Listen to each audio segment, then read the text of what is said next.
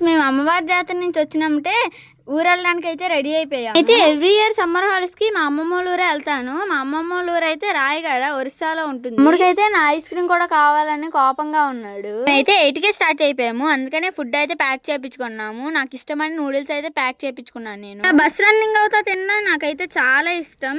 మేమైతే 1 ఇయర్ అయిపోయింది మా అమ్మమ్మ వాళ్ళ ఇంటికి వెళ్ళి. మేమైతే ఎప్పుడు ట్రైన్ కే వెళ్తాము, కానీ మాకైతే క్యాన్సిల్ అయిపోయిందని ట్రైన్ టికెట్స్ మేమైతే సెంటర్ కి వచ్చి బస్ అయితే ఎక్కాము. వెళ్ళే బస్ అయితే విజయనగరం వరకే వెళ్ళిద్ది. అక్కడ నుంచి అయితే ట్రైన్ ఎక్కి మా అమ్మమ్మ ఊరు అయితే వెళ్ళాలి. లైట్స్ అన్ని ఆఫ్ చేస్తారు, అందరూ పడుకుని పోయారు. అప్పుడైతే మేము తింటున్నాము.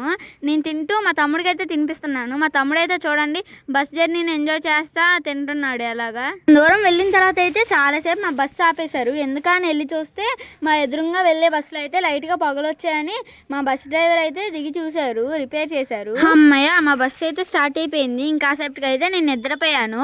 విజయనగరంలో దిగి రాయగడ ఎలా వెళ్ళామా అనేది నెక్స్ట్ వీడియోలో అయితే చెప్తాను. Like and subscribe.